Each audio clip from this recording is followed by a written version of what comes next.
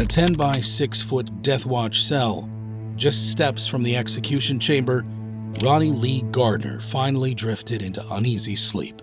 Guards watched every breath under the constant glare of surveillance. Just an hour earlier, he'd been escorted in.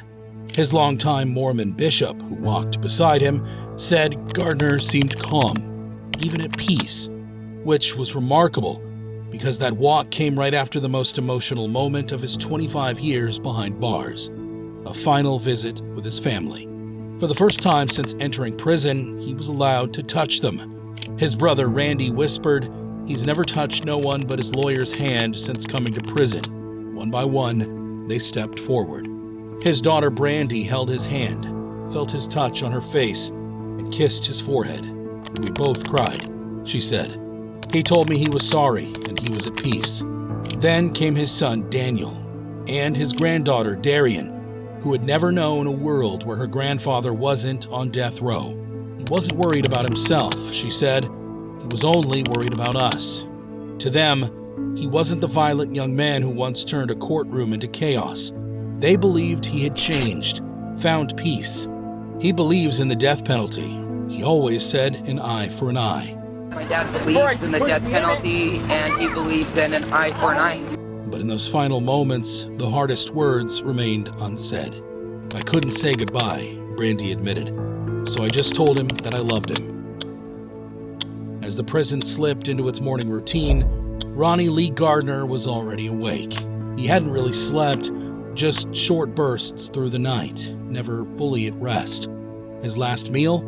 Eaten 2 days earlier. Steak, lobster tail, apple pie, vanilla ice cream, 7-Up. He skipped breakfast. Gardner had been fasting from solid food, part of what he called his spiritual preparation. Instead, he reached for a paperback, Divine Justice by David Baldacci, a spy thriller. To the guards outside his cell, he looked calm, quiet, resigned to the end. At exactly 1 o'clock, word came down. The 10th U.S. Circuit Court of Appeals had denied a claim of an unfair clemency hearing. Gardner might have accepted his fate, but his legal team hadn't. But the judges were clear. They saw no merit in his challenge to the Utah Board of Pardons and Parole. After 25 years, the courts were done, and the crimes, they said, spoke for themselves. Ronnie Lee Gardner, Salt Lake City native, born in 1961. He called himself a nasty little bugger. 19 when he first landed in Utah State Prison. Robbery. Within a year, he escaped. Less than 2 weeks later, they caught him, bleeding from the neck after a shootout over a girlfriend. By 1984, things got worse. During a medical visit to University Hospital, he broke loose, overpowered a guard, stole a gun, took a hostage, then ran. His escape ended 2 weeks later with a body on the floor. Melvin Otterstrom, husband, father, killed during a botched tavern robbery. Gardner was captured that same day, April 1985, back in court for the tavern case. He pulled a smuggled gun. Chaos erupted. Attorney Michael Burdell lay motionless. Bailiff Nick Kirk critically injured. This time, he didn't make it out. After a 6-hour standoff in the courthouse basement, Gardner surrendered.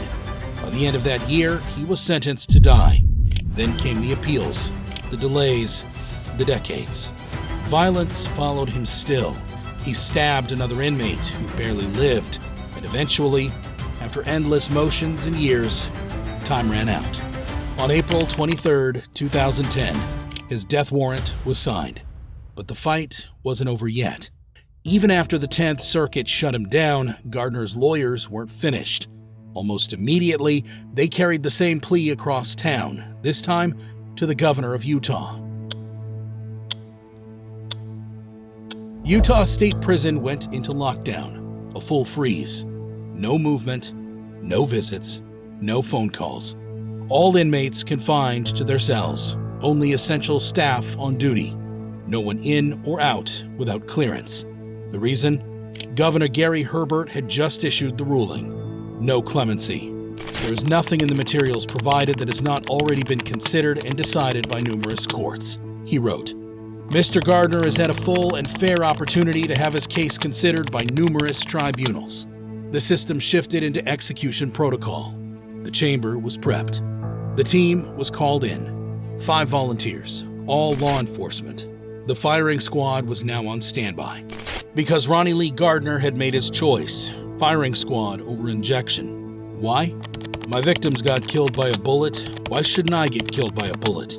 But it went deeper than that.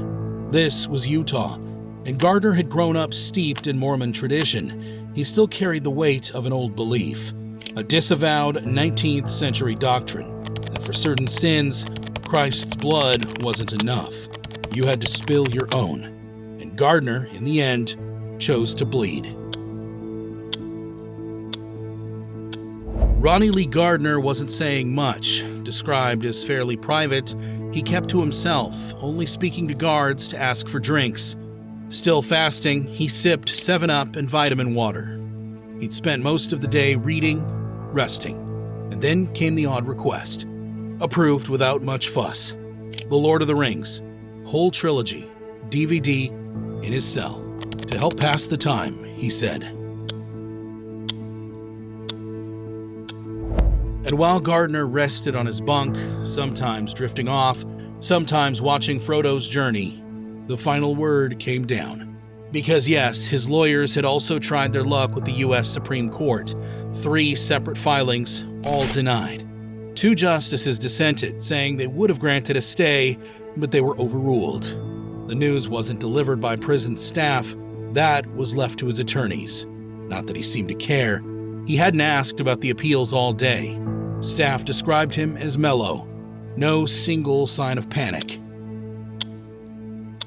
Behind him, the long, uncertain march to Mordor pressed forward. Through the small port in his door, Gardner spoke with his Mormon bishop. Low words, a quiet prayer. He sipped Coca-Cola, said little, but he was calm, grounded in the presence of someone who knew him and had stayed. As the darkness settled outside, his attorneys arrived with the final update. It was done. The second appeal to the governor had failed. Every argument has been heard, the governor's office said, and denied by both the courts and the Board of Pardons. Gardner just shrugged. No shock, no protest, just understood. By 9:30, the final goodbyes were said. His lawyers, his clergy, he thanked them. And then they were gone, escorted out, leaving him to the clock. Gardner sat quietly, sipping a Mountain Dew, his final request, the last thing he ever consumed.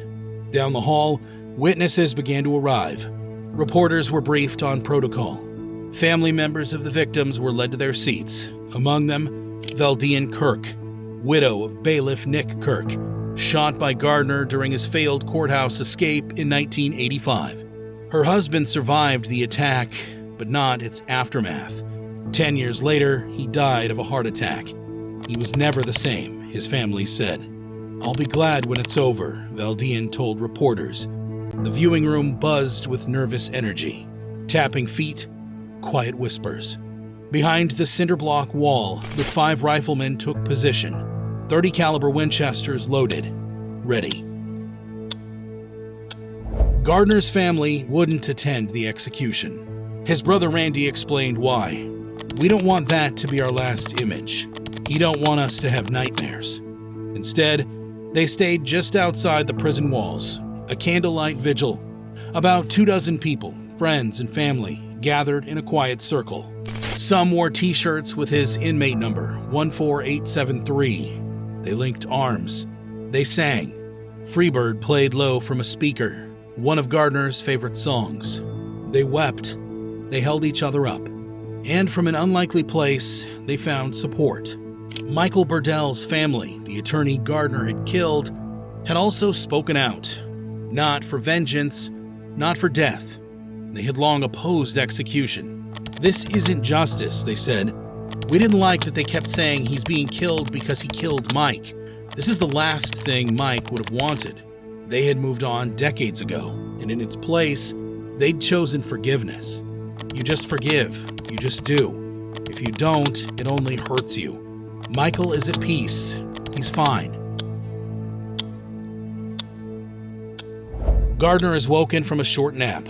The final Lord of the Rings chapter had just begun. He'd never see the climax. Guards perform a final strip search. He's dressed in a clean prison jumpsuit. No shoes.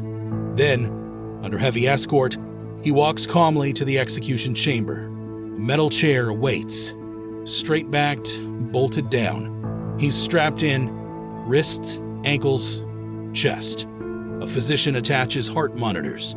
Sandbags stacked around him to catch stray bullets. Witnesses describe him as eerily calm. His eyes scan the room when the curtain opens. Warden Thomas Patterson asks if he has any last words. Gardner answers quietly, "I do not. No. There are no further statements." A black hood is placed over his head, a small white target pinned to his chest. Behind the wall, the 5 executioners take aim. Only 4 rifles hold live rounds. 1 carries a blank, so no one knows who fired the fatal shot. The warden gives the signal. A voice on the mic begins the countdown. 5, 4, 3. The triggers are pulled on 2. A sharp volley of rifle fire cracks through the chamber.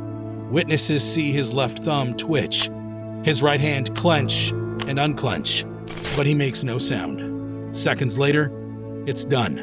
Once the gun smoke clears, a prison doctor steps forward, checks for a pulse, shines a light in his eyes. No response. At 12:17 a.m., Ronnie Lee Gardner is pronounced dead. He was 49 years old. Outside, his family mourns quietly. Some say he's finally at peace. So, do you believe in forgiveness or an eye for an eye? Comment below, and if you're new here, hit subscribe and click that bell so you don't miss what's next.